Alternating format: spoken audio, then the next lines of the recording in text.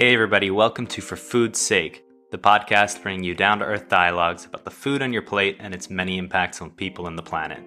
My name is Matteo De Vos, and without further ado, let's talk about food. Hey everybody, welcome back to the For Food's Sake podcast. Today we're talking about carbon neutral restaurants. Now, going carbon neutral for any business, let alone a restaurant, is no small feat. The restaurant industry, though, has got to be one of the most competitive, unforgiving, and demanding industries out there. The margins for your typical restaurant are incredibly slim, and customer expectations really are sky high. I mean, if you break it down, if you're running a restaurant, you're essentially dealing with what have to be some of the most impatient and short-tempered types of clients. I mean, let's face it, you're dealing with a bunch of hungry people on a daily basis. But restaurants can and have successfully committed to not only sustainable practices, but in actually going carbon neutral. And carbon neutral restaurants don't only exist, but they're also profitable. And they're really actually setting an example for an industry that is notorious for its waste and for contributing to greenhouse gas emissions through the energy that they use and the water that they need to cook your food. Also, of course, the ingredients that they use and the transport that they require to get all of those ingredients from across the country and from around the world. So in today's episode, we'll be speaking with some of the organizations and restaurants that are leading the carbon neutral restaurant movement. We'll be talking with ZeroFoodprint, which is a US-based nonprofit that's working with the best chefs and restaurants around the world to not only understand the climate impact of restaurants, but to also provide support and solutions to help these restaurants go carbon neutral. And we'll also be talking with two restaurants, with Amass in Copenhagen and with The Perennial in San Francisco, that are truly pioneering in this movement. We start off our conversation with Elizabeth Singleton. Elizabeth was the executive director of ZeroFoodprint at the time I interviewed her. Here she is explaining a little bit about why and how ZeroFoodprint got started.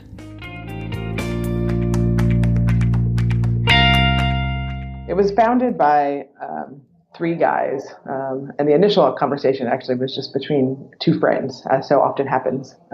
So Chris Ying, who was one of our founders, at the time was the editor of Lucky Peach magazine, and he wanted to do a piece on the environmental impact of restaurants and really framed this question as, is eating out at restaurants like the worst thing you can do for the environment? And he really felt like the question had not been asked and answered. And he took it to his buddy, Peter Freed, who at the time was working in the environmental kind of consulting space. And Peter was basically like, I can't answer that question. It's too hard. There's too many variables. There's way too many complexities and trade-offs to look at environmental impact broadly. But we could do a carbon footprint assessment between like a home-cooked meal and a restaurant meal and use that as a jumping-off point. And so that's what they did. So they did an initial study that was all framed as a piece for the Lucky Peach magazine and compared a home-cooked steak dinner that Chris cooked and a steak dinner at a steakhouse in Brooklyn, New York called Frank's Prime Meats. And then just for fun and for cachet, Noma got put in the mix as well. So at the time, Noma in Copenhagen was the best restaurant in the world. Rene Redzepi has been a big pioneer of local. And it was just a good angle on this kind of sustainability as a culinary virtue and using kind of Rene's platform to champion that. So they did that study and really kind of felt like at the end of the day, they didn't start with the right question and that it wasn't so much was one better or worse than the other because the steak dinner at home versus in the restaurant ended up being fairly comparable from an emissions perspective. And where you gained efficiencies on one side, you lost some on the other, and vice versa. But really, the striking point of the study that they learned was that 60 to 70% of the impact in terms of emissions was coming from the food itself. So from the ingredients, from that full supply chain of seed to fork. And that was sort of the aha moment for the founders of like, this is something that A, chefs have a poor understanding of, B, is fairly simple to measure and address, and C, when you add it all up, like tying into this fairly little known concept that our food production systems drive about 30% of emissions globally. So it was like those three things together were like this, took this idea from just an interesting kind of piece for a magazine to this is something that the best chefs in the restaurants in the world is going to really pioneer change around and really use the food industry, use the platform of restaurants and this celebrity chef foodie world that we live in to pioneer change and to really be champions and leaders in the space. So that was sort of it went from just kind of a basic question really to understanding what's driving the impact and focusing in on this link between food and climate change. And I think, what makes it really exciting is that, food, yes, is a big part of the problem in terms of climate for a variety of reasons. But I think more importantly, it's actually one of the best tools that the average individual has to have an impact on climate change. If you think about how so much of the discourse around climate goes, it's big, it's scary, it's doom and gloom. The things that people kind of advocate for change are things that often are really difficult, to ask someone to stop driving or to buy an electric vehicle are very challenging things for the average individual. But thinking about what and how and where you choose to eat is something that everybody can do in a very simple day-to-day way that, right, at scale, adds up to significant changes in the market. The restaurants working with ZeroFoodprint really are international. You've got Noma in Copenhagen, which is the former best restaurant in the world, Mission Chinese Food in San Francisco. You've also got Pistola y Corazon in Lisbon. You've got Amass in Copenhagen, who we'll be hearing more from later, as well as The Perennial in San Francisco. You've got Meta in Brooklyn. And you've got a bunch of organizations that are working towards reducing their emissions. And so I was curious to know more about what it takes for a restaurant to become carbon neutral, what criteria ZeroFoodprint look at, and the strategies they use to reach out to organizations and promote sustainability in restaurants. So we work in sort of two ways. One is strategically in terms of really cultivating relationships with chefs and restaurants that we think share our values and really can be those pioneers, be the champions for the work that we do. And, identifying people who are already kind of out there leading in the space, making sustainability a culinary virtue. We also get, frankly, just about a pure organic interest of people coming to us because they care, they understand the impact and the import of the issue, and they want to do something about it. So we do a bit of both, of kind of targeting and cultivating relationships with amazing chefs like Corey Lee in San Francisco, Matt Orlando in Copenhagen. But then we also have a taqueria in Lisbon, Portugal called Pistolas y Corazon, who came to us and just said, we want to be a ZeroFoodprint restaurant. And that's kind of the beauty of it, is that it's working both ways. And it's like when the two meet in together, that it starts to really add up to a movement. We've really worked hard over our kind of first year of operations to figure out how to make it as easy as possible, because chefs are in the business of making delicious food, right? And they generally kind of want to do the right thing. They're in the business of hospitality, caring about people and things and food, but they need to kind of need it kind of handed up to them on a silver platter pragmatically. And so we've basically pioneered a methodology that uses a pretty simple survey that asks the restaurants for data on sort of key things that we've learned through kind of our pilot process drive the emissions for a restaurant. And so it's a pretty basic survey that asks about their operations from a utilities perspective, waste, deliveries, laundry, and then from key ingredient groups that we know have high emissions factors. And at the restaurant, it takes them about an hour, 2 hours to complete the survey. They have to usually gather data from a few different people within the restaurant. And they give us that info. We put it into our process, which we use actually a third-party contractor for called 3 Degrees. And they've helped us kind of pioneer our methodology. And they used kind of the best peer-reviewed data out there in terms of the emissions factors for those different components and those different ingredients. And they crunch the numbers, do additional research as needed if we run across a new ingredient. And out of that comes an estimate of the annual carbon emissions or greenhouse gas equivalent emissions for a restaurant for the year. And we issue them a report. We talk through it, really sort of highlighting anywhere where they are kind of off the norm, and help them think about where steps they could take to mitigate that footprint. And so it's really sort of divided into three components. So the first is knowledge, right? Of giving them the knowledge of what's driving their emissions in terms of their operations. The second big piece of it is action, right? Of really encouraging them to take action to reduce that footprint. And it might be on the operational side, doing like an energy audit, or it could be thinking through, which of their ingredients are really driving impact, and are there ways that they can change that without drastically changing the dynamic of the restaurant and the type of food that they serve. And then lastly, we use carbon credits. So even if you're a raw vegan restaurant, you're going to have emissions. And so we count those as kind of unavoidable emissions, because your core business is to cook and prepare food, and there's always going to be impact from that. And so we use food-related carbon credits to get to that net zero. So that zero footprint is a net. And what's really impressive and inspiring about that is that it's not a small commitment from a restaurant. And restaurants, I'm sure, as you know, run on notoriously thin margins. But this is a restaurateur and a chef kind of making that commitment to invest in those carbon credits, which is real money to get to that net zero. That they really see the ability to make those investments, make those changes to drive towards a better food system. One restaurant that's made this commitment to carbon neutrality is The Perennial in San Francisco.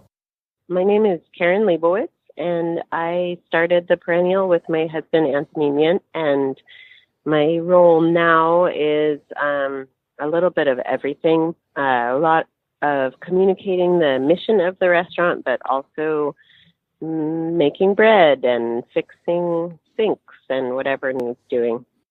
My husband and I committed ourselves to making a sustainable restaurant a few years ago.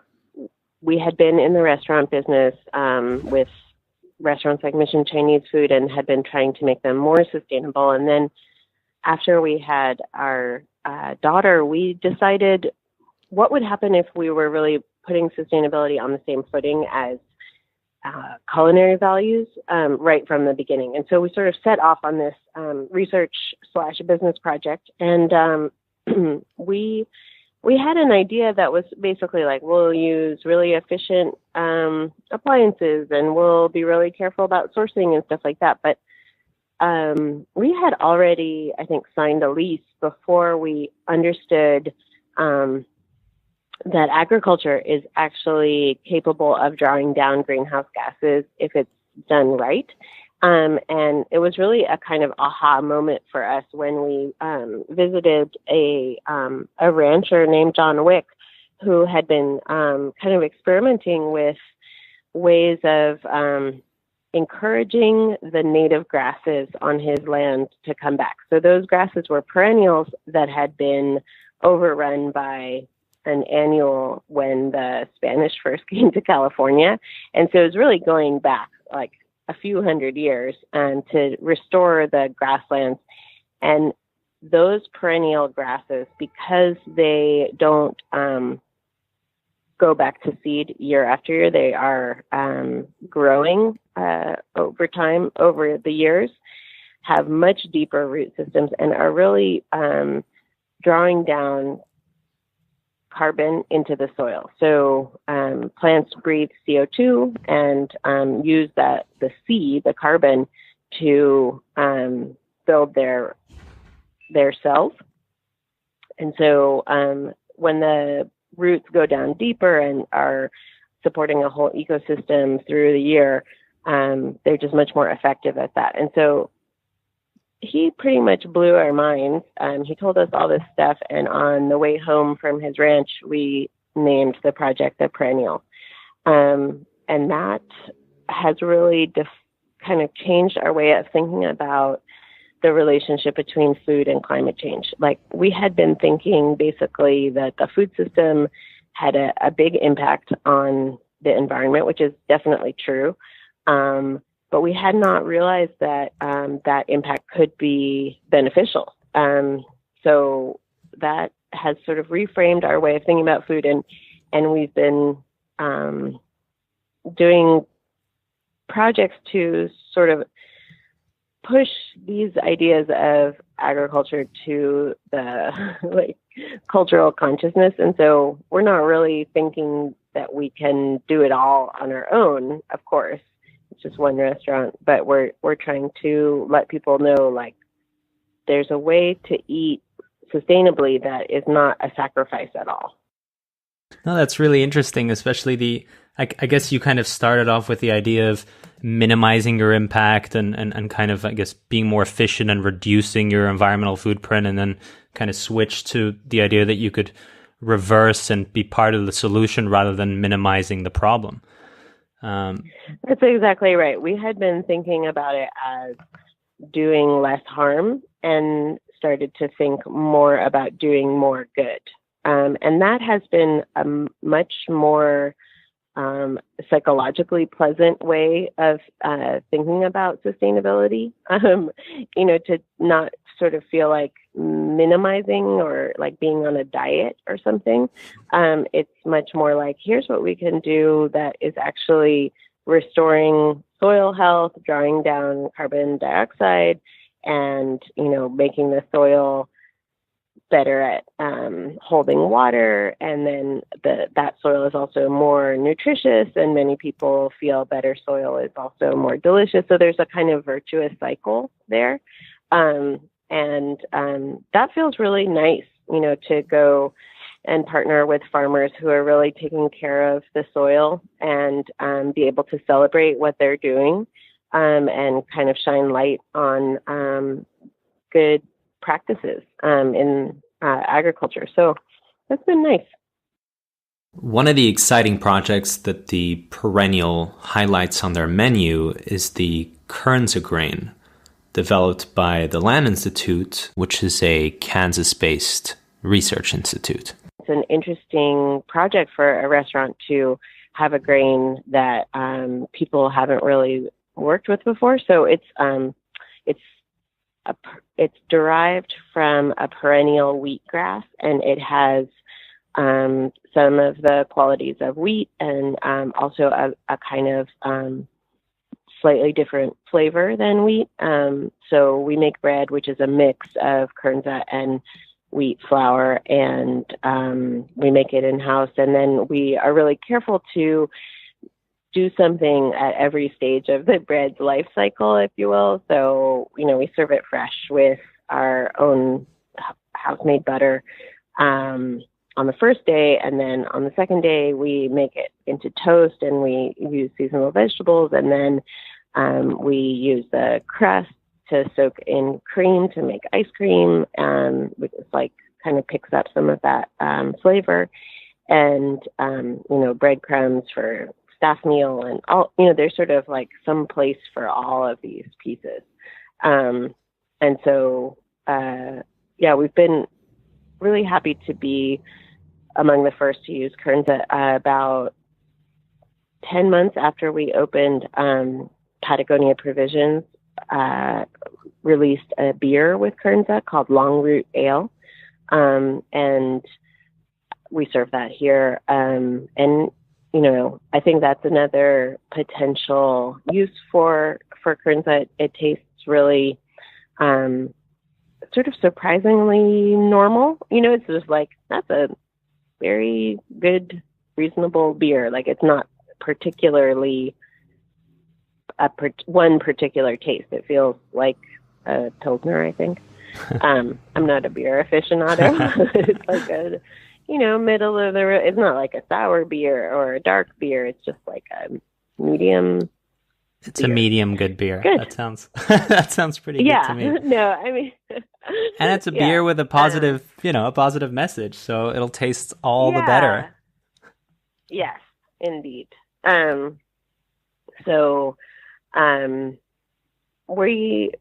We have been using kernza. It's a pretty low protein grain, which means that it's not it's pretty low gluten, but it's not gluten free, and it kind of has certain qualities that are different from wheat, so that we've been playing around with that.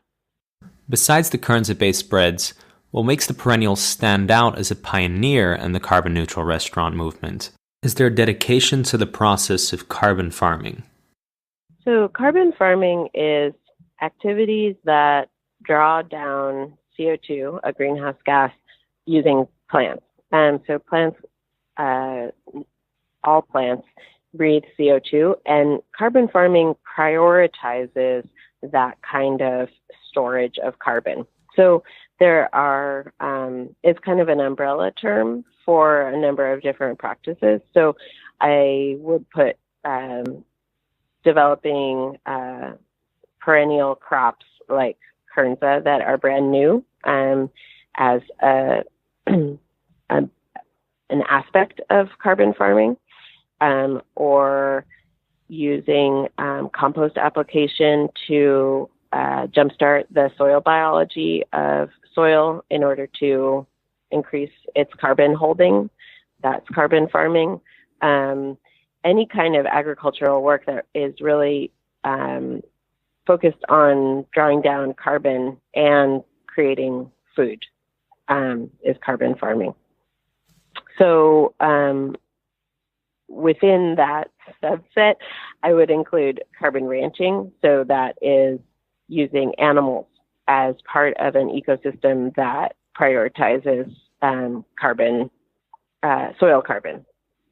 So we were working with a ranch in Marin County, which is just north of San Francisco, called Simple Creek.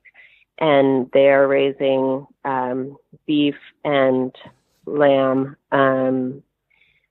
in a system of management that is a little bit complex, but it involves kind of tighter grazing patterns where the animals really chew down the grass in patterns that are designed to allow the perennial grasses to come back and the annual grasses to take a back seat. But there are other practices like they are planting trees and restoring riparian areas, and just in general, really thinking about themselves as soil carbon farmers who use animals to create that effect and sell meat as a kind of bonus. So that's been really inspiring, and we've taken groups to go see what they're doing and to plant trees. And you can see in the grass that it is healthier soil than their neighbors, you know. So that's been great. There are a few ranches like that in the larger Bay Area, and they are really sharing information, and so there is that community. And then there's a group we've been talking with a lot called the Marin Carbon Project, which is providing the kind of scientific basis for all of this work. And the Marin Carbon Project has been working with the California government to incentivize this kind of practice. Now, I did a little digging here, and I found a life cycle assessment of the Perennial Restaurant found that their sustainable ingredient sourcing, and in particular the beef and lamb that they source from a ranch focused on regenerative land management, reduced their total carbon foodprint emissions by 43%. In fact, based on measurements of the Marine Carbon Project, the beef and lamb that they source from Stemple Creek Ranch is carbon neutral. And I think this is particularly the case when restaurants are able to use all of the parts of an animal, or all the parts of a fruit or vegetable for that matter. Amass Restaurant in Copenhagen has been at the forefront of reducing food waste in restaurants. My name is Matt Orlando. I'm the head chef and owner of Amass Restaurant in Copenhagen. I think the biggest challenge that I've learned is it's not a physical commitment, it's the mental commitment to it. Because when you work in this way, the biggest challenge is mentally reorganizing yourself to be aware of different things that you weren't aware of before. And how can you take these things and turn them into something delicious again? In our sense, we really addressed or are addressing the byproducts that we're producing, and how do you take those byproducts and upcycle them into something that's delicious, as opposed to just, obviously we have a strong compost project with our garden, but there's a lot of stuff that goes to compost that still contains a lot of flavor. And what we're focusing on here is flavor. That's the most important. And how can we take these products that are generally discarded into the bin or into the compost and take those products and turn them into something delicious? When you look at nose to tail, you look at, okay, how can I cook everything on the animal from, as it says, from nose to tail and not leave anything behind? Whereas what we're doing is we're looking at the actual, like, kind of refined byproducts. So through the process of refinement, you create byproducts no matter what. So for instance, if we are making nut milks, the pulp that comes out of that nut milk gets turned into something that is like a ricotta cheese that has no dairy in it. So looking at the byproducts we create, in addition to looking at the entire part, and it's not just animals. Animals is a very, very small spectrum to us because we don't serve a lot of meat in this restaurant. We do serve meat, but when we do serve it, it's in very small amounts. So animal byproducts is not a huge issue for us. It's more the plant byproducts that we're looking at. And how do you take that and upcycle it into something that's delicious? So for instance, like all the stems and kind of leaves that are a little brown, or any type of greenery that we can't put on the plate, we take that, salt it for a week, dry it, and grind it to a powder, and it tastes like seaweed. We take all the different trim from vegetables that we create in the kitchen, and we turn those into chips and then season it with other, like we have a carrot crisp that's seasoned with our leftover dried coffee grinds and vinegar. So it is kind of this nose to tail, or what's the newest term? Leaf to root, if you want to call it. That is a part of the process, but it's also, I think it goes much deeper than that, what we're doing here. We've been able to reduce the amount of stuff going to the landfill by 75% since we've opened. Wow, that's very impressive. When did Amass? When did you open Amass? Tell us a little bit more about Amass and so the story behind it. We opened 2013, July, and I mean the first 2 years we were open. I mean, after the first 6 months we were open, that's when I kind of really took a step back and said, okay, we need to really look at how we're working. I think we need to rethink how we're working, and in regards to just being responsible. And that's kind of when this, I don't know if you want to call it like a journey started. And then a year and a half after that, we were still trying to figure out what we wanted to do. And it was only up until like 2 years ago that we really started to aggressively pursue this way of cooking and running a restaurant in general, because it doesn't just stop in the kitchen. I mean, the waiters are looking at the byproducts they create from the dining room. Like we take all of our candles when they burn down too low, we take all the candles, melt them down, and then we take all of our cardboard egg crates and we fill them with the candle wax and use those as fire starters for our bonfires and for our barbecues. So it doesn't just stop in the kitchen. It goes through the entire operation. Like how can we address all the byproducts that we're creating, whether it's in the kitchen or in the dining room? So like I said before, it's such a mental way of working, because you really have to, so many ways that all of us have worked in the restaurant industry for years and years, so many ways that we're just used to doing it, and that's how you do it. You need to just throw all your regular thought processes out the window and start thinking differently about how you work, and start opening your eyes to how you're affecting the environment around you, and how you can address what effect you're having on the environment around you. That's fascinating. So it's really like a process almost of kind of unlearning what you've been taught or relearning it from a different point of view almost. It's really... That's the exact way that's a perfect way to put it. You have to unlearn before you can learn again. Now, as restaurants move towards carbon neutrality, and when they start thinking differently in how they work, when they start to unlearn before learning again, as Matt just said, what does that really mean for the diner and for the dining experience?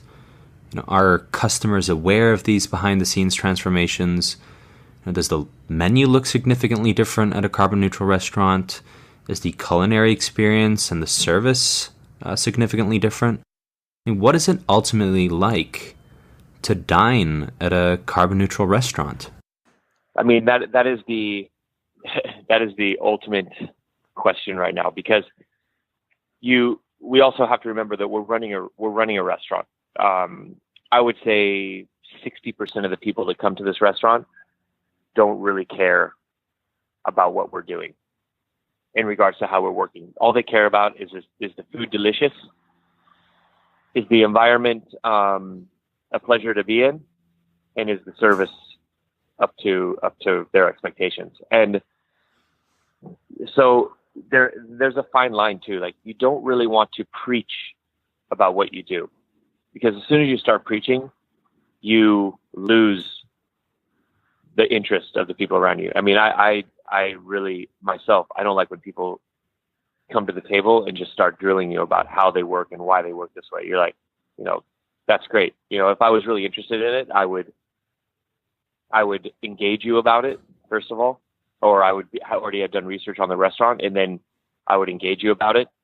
So that's what we look for. We look for people that come here that we don't really go into a lot of detail about the dishes and how we're working, and we'll mention things here and there just not to overload them with this way that our kind of agenda.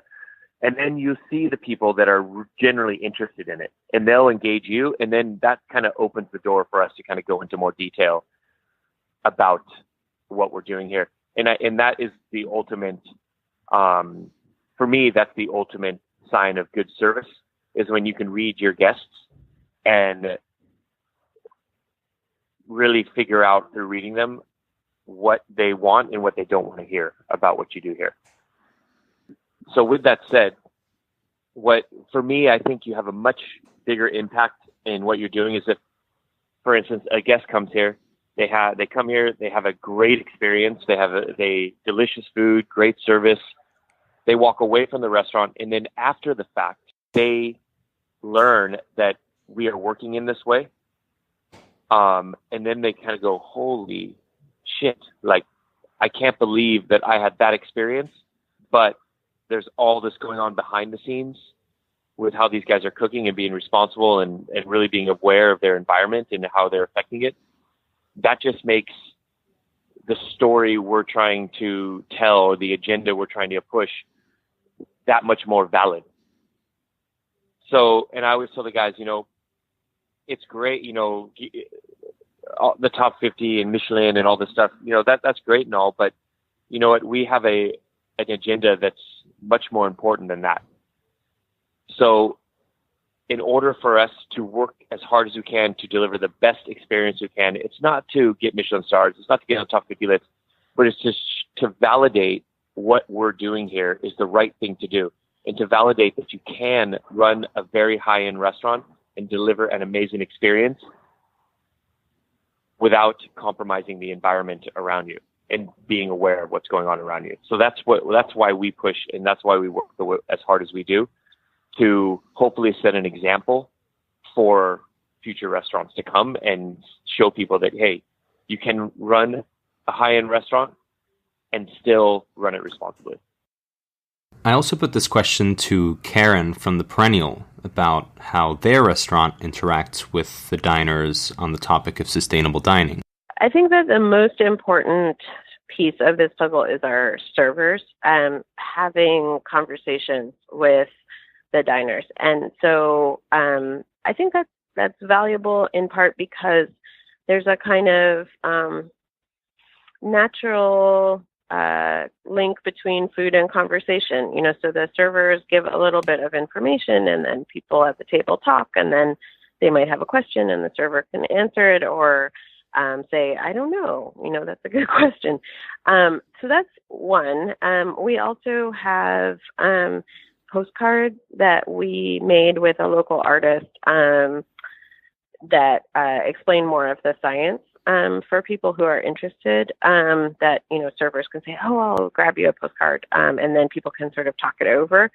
But it's important to us to sort of take people at their level of interest and not be overbearing, and so I think I've heard from people like, you should say more about this stuff at the restaurant, and also people saying you should say less. And so I think we're probably about right.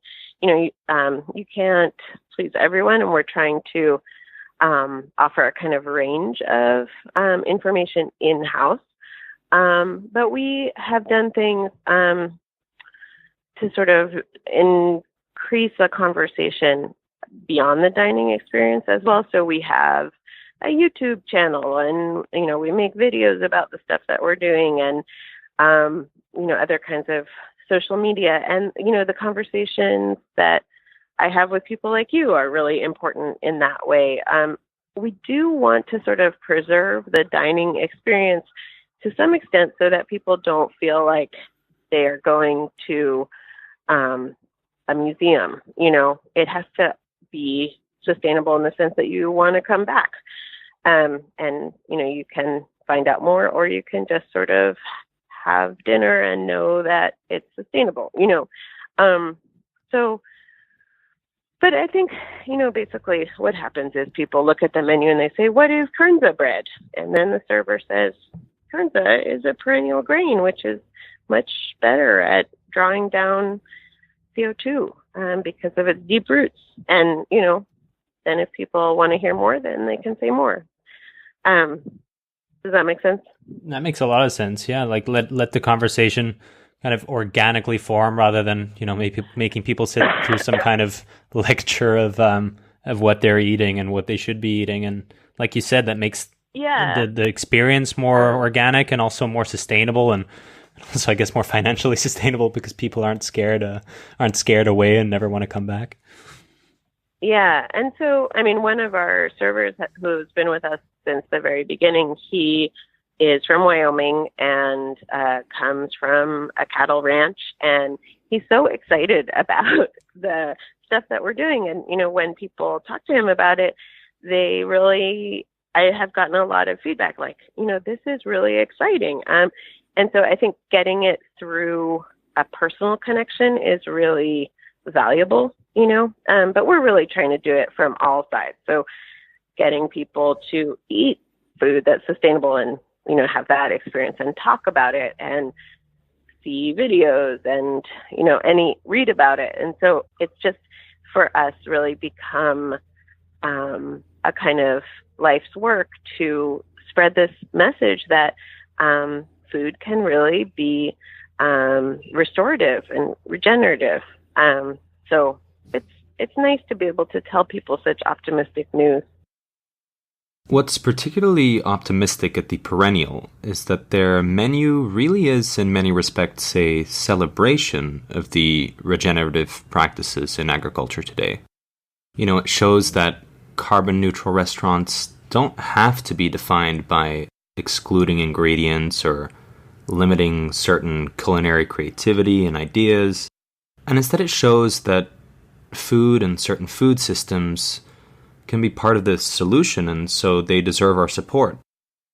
So food doesn't always have to be framed as a carbon problem that can only be minimized by abstaining. It can be part of the solution, and I think that's a powerful statement and message worth spreading.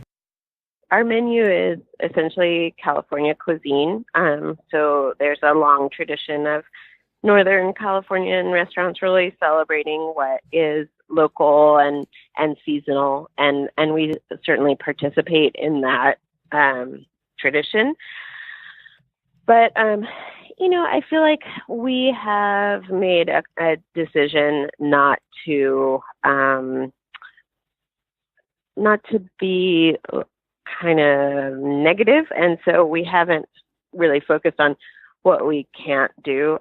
So, for example, we serve coffee we serve chocolate. Those things are not grown locally, but they're part of our restaurant expectations, and we try to make good choices about coffee and chocolate, but we're not going to do without them. We're not crazy people. But we're not serving fish that we think is part of the problem. So that has been a little bit challenging to think about, like what seafood we feel good about. So it's been interesting to learn that like bivalves are actually potentially regenerative. They are valuable for the ocean, and so we've been serving oysters and mussels and things like that. So even within those kinds of strictures, there's a lot of enjoyment. But in a way, what's been kind of fun is the way that it is inspiring us to do interesting things. So like the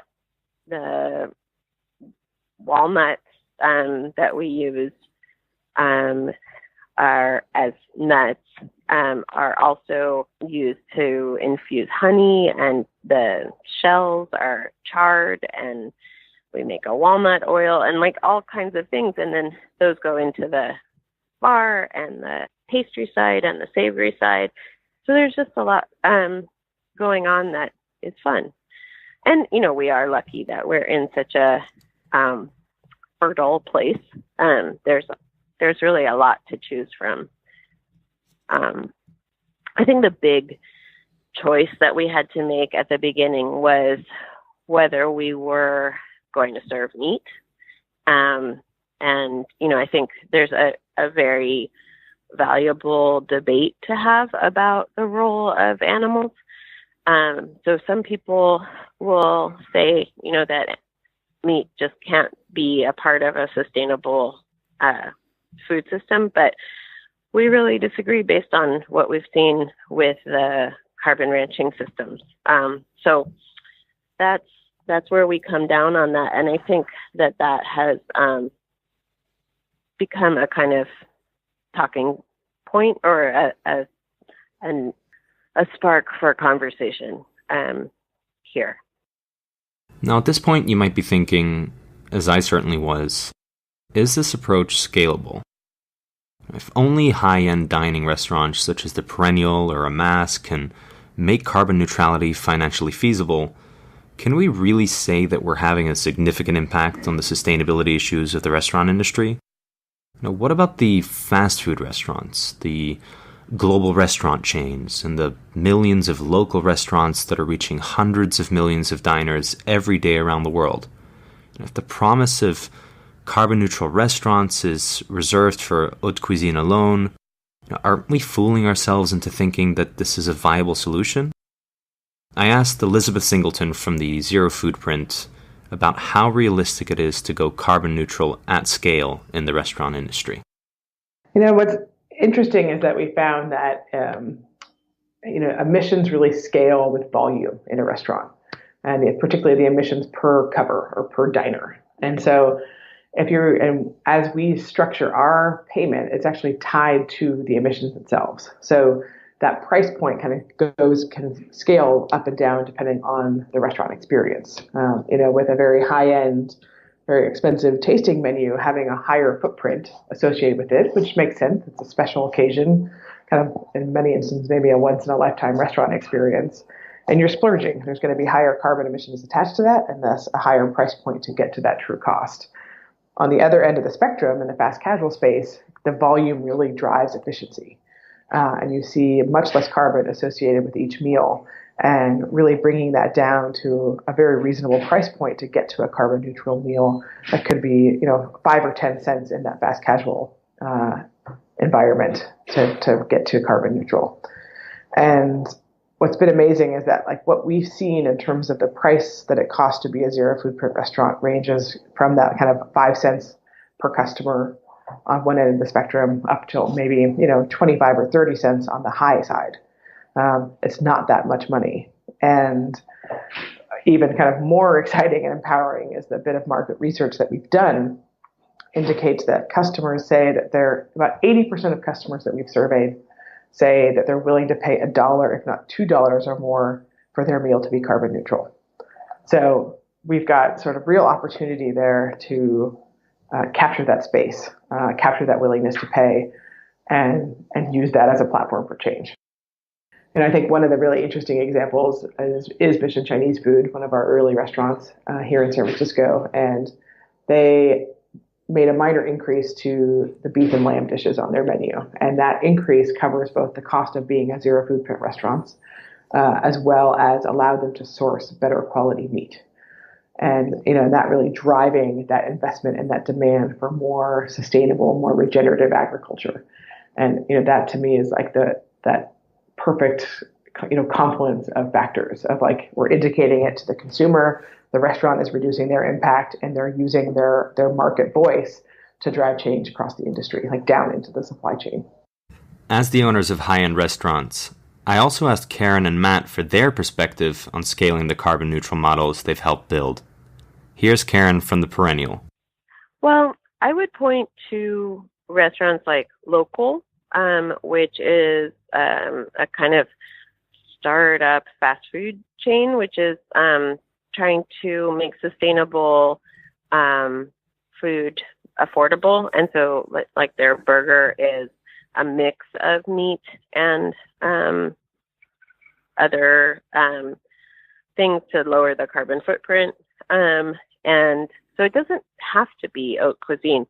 I think that for the model that we've thought about, where there's a lot more time spent in the restaurant, that's more of an haute cuisine model where we're really pushing the idea of conversation. That's not consistent with fast food, right? But I think all levels are possible. And then there are so many things that we have done for the sake of sustainability that are also economically beneficial. Like we have a hood that's the ventilation system above the stove that only turns on when it's needed. And the hood is the biggest energy user in a commercial kitchen. And most hoods are just on or off, so that people come in the morning and turn on the hood and it stays on until they leave. And there's no reason that you need to do that. It's very economically reasonable to have a sensor, and then it turns on when there's cooking happening. So I don't think that makes it elitist or, unattainable. It's just about making these choices, and they very often translate into savings. That's really cool. I like that it's called the Hood. It's a cool name. Yeah, the hood is not only the biggest energy user, but also often the biggest investment in the beginning, the whole ventilation system. So. And here's Matt from Amass talking on whether carbon neutral restaurants can scale. I think it has to be. It's not if, it's that it has to be. And the challenges. So I have a good friend, and she heads up the entire sustainability program for the Mario Batali Group, which is like 70 restaurants. And the challenges that she faces are on a whole nother level than what we face here. On sometimes, like some of the things she talks about is on a scale that I can't even fathom it. I definitely think it's doable on a larger scale. And she is aggressively pursuing this for the restaurant group. The challenges are really extreme, but what it's gonna take is a complete kind of infrastructure change on how restaurants are run. Like I said, it's a different state of mind that you have to work in, and so I think it's gonna take one kind of big chain to fully commit to it on a large scale to kind of push everyone forward with this. And I mean, we've been approached by some large entities to kind of help them define what that might be. And I don't think we're to the point yet where we can actually do that. I think it's going to be another couple of years. I mean, like I said, we've only been doing this for 2 years, and we didn't have like a consulting group help us with this, which I think in retrospect was definitely the best thing we could have ever done, because we've just learned things out of intuition as chefs, as opposed to kind of being advised by a consultant, being pushed in one way. We've just kind of done it through our intuition. And so I think we've learned a lot of things we probably wouldn't have learned before. But like I said, I think we have another 2 or 3 years before we're going to be ready to kind of maybe go into that role of, if people want us to help them with their projects, because I think we need way more data, which I think when we start this research kitchen, we'll be able to focus on collecting and how we can quantify that into larger numbers with bigger projects. And also looking at the infrastructure. I mean, it took us 1 year. I mean, Denmark is considered a pretty green country, but it took us 1 year to arrange with the trash removal company to arrange all these different outlets for our different kind of hard plastics, soft plastics, ceramics, glass, metals, like all this stuff to be recycled. And it took us 1 year to organize that in Denmark. So imagine trying to go to a place like New York, where the whole trash removal system is run by the mafia, and trying to convince them that this is the right thing to do. That's kind of the next step. And also the infrastructure. I mean, having all this organic food waste that could easily be turned into compost. I know there's a project in New York right now where there's actually a company going around collecting organic food waste and turning it into compost. I mean, I haven't really dug into their trials and tribulations and what that means to them. But like I said, it's an infrastructure thing. As I think with going into any kind of renewable energy, green way of thinking across industries, it's like we're so set in this industrial mindset that there's not really taken into consideration the environment, that all these different processes are going to have to change from a logistics standpoint before we can really aggressively do this on a large scale. And that, I think, is the biggest challenge in this whole thought process that we're doing right now. In our efforts to change the broader practices and processes in the restaurant industry, to shift the mindset of restaurant owners, but also diners, and to get restaurants to mentally commit, as Matt Orlando says, to sustainable practices, I think it's clear that the role of chefs as these ambassadors of the food movement is vital. And so finally, I asked Matt Orlando about what he thought his role was as a chef in this broader movement.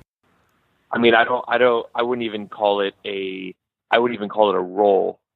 I would call it a responsibility. And especially nowadays when chefs have so much focus on them, and we do. I mean, if you would ask me 10 years ago if I would be at conferences talking about what we do here and doing podcasts and stuff about what we do here, if you would ask me 10 years ago if that was happening, I would have said, no way, man. I'd be in the kitchen cooking every day. And that is, it's a role now, or should I say, like I said, a responsibility that chefs have now with this voice we have to actually try to make a difference. Because if you have a restaurant in itself is a very materialistic idea and thing. And if we don't use these microphones we have, the restaurants that we have, as platforms to push a more responsible agenda for the future, then for me, then a restaurant becomes soulless, and it becomes something that, instead of contributing in a positive way to the world, it's something that's just sucking resources from a planet that doesn't have that much resources to give anymore. So for me, this is about responsibility. This is about having the responsibility now with the voice that we have now to kind of wake people up, that because in all our industry works so irresponsibly, and works in a way that doesn't think about 10 years from now, like, what are we going to cook with? What are the chefs that come behind us going to cook with? Like, we're so focused on winning all these awards and doing whatever it takes to get there that we just don't even really care about the future. And I mean, even here at Amass, I mean, I consider us probably one of the more responsible restaurants in the world in how we work, but there's still more we can do. And there's still more techniques we can learn. I mean, we're building a research kitchen just focused on addressing all of the byproducts that we're creating from this restaurant. And how can we take that and hopefully learn more? Because right now we're just kind of doing this on the side while we are like breaking down meat and breaking down fish and prepping vegetables. We're doing this little projects on the side. So I'm really excited to see what can come, what kind of ideas and techniques and just thought processes can come out of a space that's only dedicated just to addressing these issues and products that we're producing in the kitchen now. So, and then hopefully with that, over the next couple of years, we can build a profile and build a collection of recipes and techniques and just a network of information that we can start to build a platform to share with people. So ultimately that hopefully down the road, 10 years down the road, people are kind of more buying into this way that we're thinking now. I mean, I would say that, you know, Ferran Adria is a genius in the sense that they more or less published and put out everything that all the techniques, everything they ever did at El Bulli. And it affected an entire kind of micro generation of chefs and how they cook. So that's kind of the thought process, to just, we'll get to a point and just put everything out there. Because if we're really serious about this and we're doing this for that reason, then we need to make all this information available to people. Supporting this new generation of chefs is exactly what ZeroFoodprint is working towards. And so I'll leave the last words to Elizabeth Singleton, describing the vision and future of ZeroFoodprint and how going carbon neutral is not only a responsibility for restaurants around the world, but also a genuinely positive opportunity. We see the culinary leaders as really being important, of creating sustainability as a culinary virtue and building on the kind of the same concept of like a chef in a high-end restaurant starts serving kale, and a few years later kale is being sold in Walmart and being made into kale chips at home for kids. We want to sort of see that same progression, from an understanding of the carbon and the climate impact of food, using that culinary leadership. On the other end of the spectrum is the issue of scale, right? In order to reach a broader audience, moving into that fast casual space and proving out that the concept works there. And we're working with an awesome new small but growing fast casual chain in the DC area called Beefsteak, which is very sort of veg, produce forward, serves very little animal-based protein. And it's amazing in terms of the assessment work that we're doing with them, just how efficient that restaurant can be and how low they can bring their carbon impact. Something that has really struck me in the conversations I've been having with chefs and restaurants is this passion and desire to kind of build this community of change and this community of practice within the industry. And the chefs are inspired to sort of engage and understand and do the right thing and share best practice. And I think that community spirit is really what's going to sort of help this to scale and drive and creates a really positive dynamic that, I think just infuses those values kind of across our membership and into the work that we do.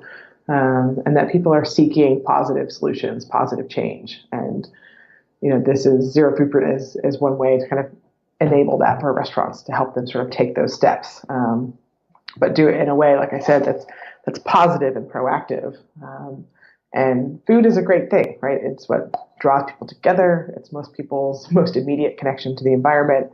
And so here's a way with a very positive, simple message that people can really have an impact on the climate issue. That is it for now. As always, guys, if you like this episode or the podcast in general, the best way you can currently support it is by rating, reviewing, and subscribing via iTunes, by recommending the podcast to friends and family that you might think are interested, and by following us on Instagram, Facebook, and Twitter. The handle for all those social media platforms is For Food's Sake Me. And of course, you can stream the episodes directly by going onto our website, which is www.forfoodsake.me. I'll see you next time.